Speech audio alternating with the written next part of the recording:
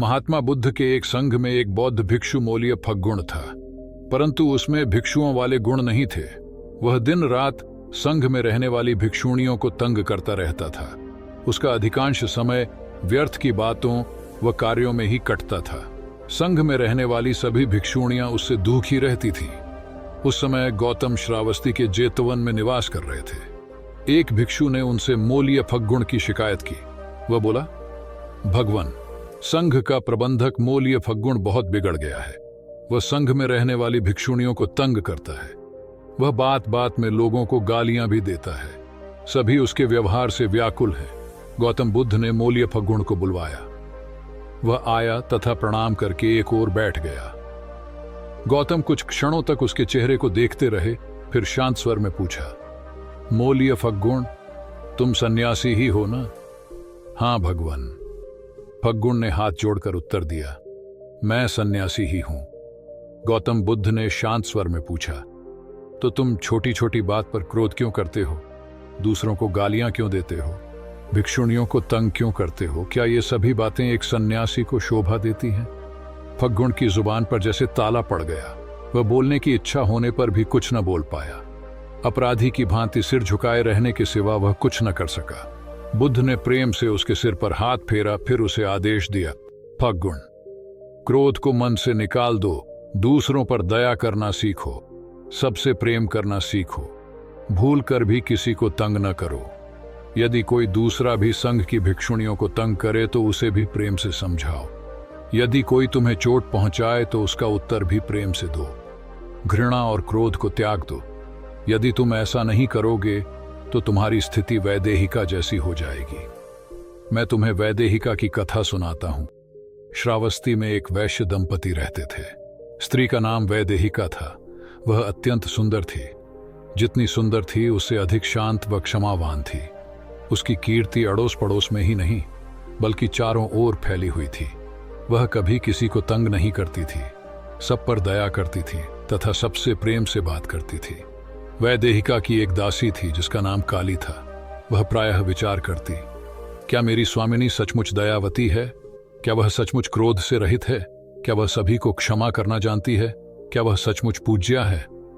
उसने अपनी स्वामिनी की परीक्षा लेनी शुरू की। वह दासी तो थी ही, उसने जानबूझकर काम पर देर से जाना आरंभ कर दिया। एक दो दिन तो वैदेहिका शांत रही, बाद में वह काली पर फट सी पड़ी। क्यों री, तू प्रतिदिन देर से क्यों आती है? क्या तुझे पता नहीं इससे हमें कितना कष्ट होता है? काली मन ही मन मुस्कुरा दी। उसका निशाना सीधा लगा था। वह तो जानना ही यही चाहती थी कि उसकी स्वामिनी वास्तव में क्रोध से रहित है या क्रोध रहित होने का स्वांग करती है। उसने अपनी स्वामिनी से क्षमा मांगी, समय पर आने का वचन भी दिया, परंतु फिर भी समय पर आना आरंभ न किया। वैदेहिका उसे बुरी तरह से डांटती फटकारती, उसे गंदी गंदी गालियां देती। इससे काली को आनंद मिलता। वह वैदेहिका के चरम क्रोध का अभिनय देखना चाहती थी। वह लोगों को वैदेहिका की वास्तविकता दिखाना चाहती थी। शीघ्र ही उसकी यह कामना पूरी हो गई। एक दिन जब काली देर से आई तो उसने वैदेहिका को भयंकर क्रोध से भरी पाया। काली को देखते ही उसने पास पड़ी लाठी उठाई तथा काली को पीटना शुरू कर दिया। उसका सिर फट गया। देखते ही देखते काली का शरीर रक्त से लाल हो गया। पीड़ा से उसका बुरा हाल हो गया। वह बाहर की ओर भागी। वैदेहिका भी लाठी लिए उसके पीछे पीछे भागी।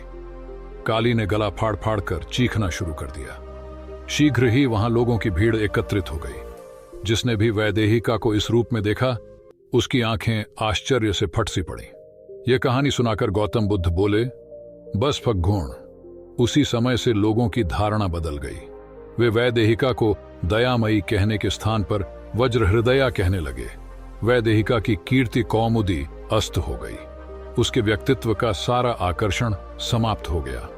भिक्षु, मैं चाहता हूं कि तुम वैदेहिका की भांति साधुपन का स्वांग न करो। अपनी आत्मा को शुद्ध करो। आत्मा की शुद्धि ही शरीर का वास्तविक सौंदर्य है।